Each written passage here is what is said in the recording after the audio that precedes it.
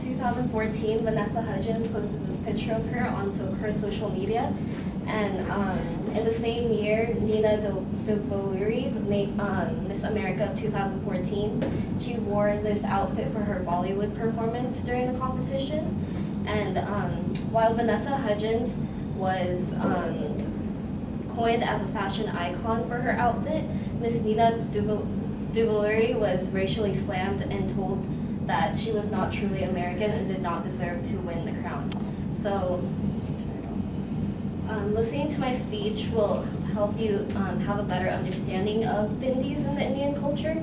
And according to Maddie Courage from The Bottom Line from UCSB, in order to avoid appropriating someone else's culture, it's important to know about this culture and the significance that these artifacts have in the Indian culture. So in the speech, I will be talking about Bindis and their origins and the significance. So it's split up into three parts. First, I'll be talking about the origin of the Bindi.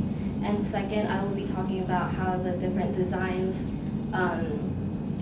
have a different meaning regarding social status and other titles. And third, I will be talking about how the modern view of the Bindi has changed and how the designs have also changed compared to the past. So let's begin with the origin of Bindis.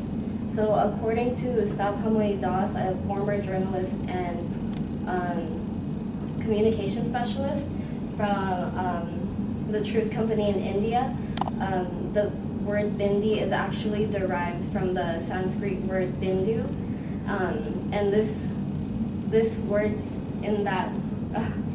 means a drop on the forehead, which suggests the third mystical eye of a person. So also in the Hindu culture, the Bindi is associated with Ajna Chakra, and Ajna Chakra is known as the sixth primary chakra spot in the body. And people in the Indian culture believe that this spot is able to be strengthened with the use of spiritual practices such as yoga and meditation.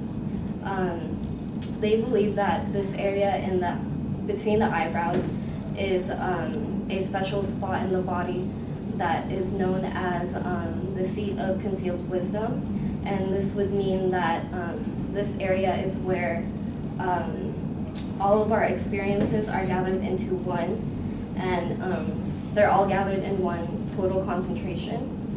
So the Bindi serves as a reminder to everyone in the Indian society that that everyone should think of the universe as one whole thing instead of like separate individuals. We're just one whole universe.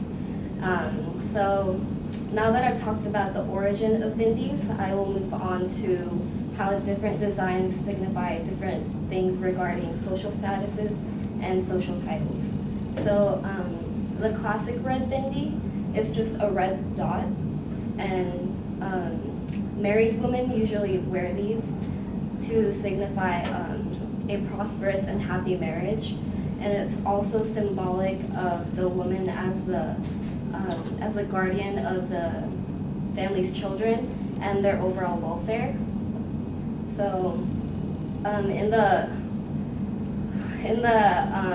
misfortune of a woman, if she were to become a widow in northern India, she would no longer wear a bindi.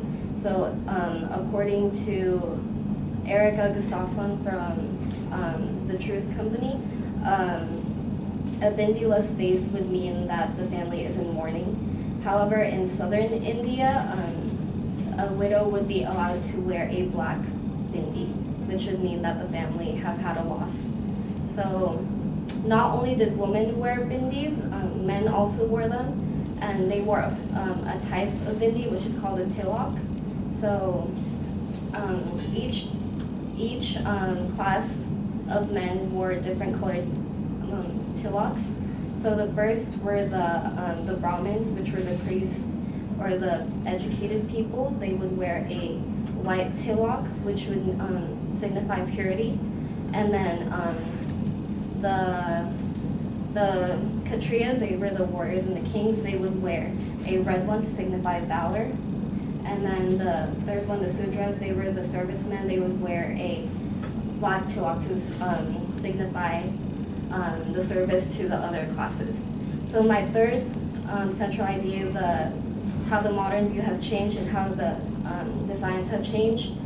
And today in the contemporary bindi design has now incorporated small stones.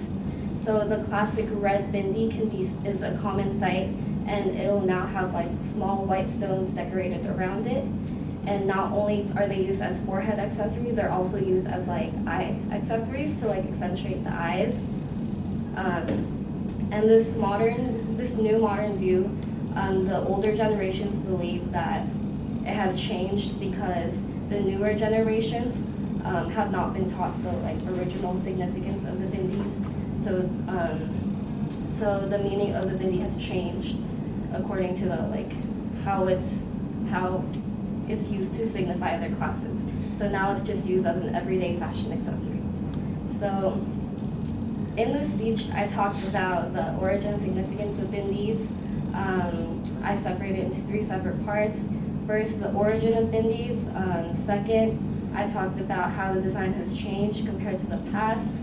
And second, I talked about how the different designs meant different things regarding social status, And then third, I talked about how the design has changed and how its meaning has changed compared to how it was seen before. So hopefully in this speech, you have learned the significance of bindis in the Indian culture and how important it is to know the true meaning of it in order to avoid culturally appropriating the Indian culture. Okay, thank you.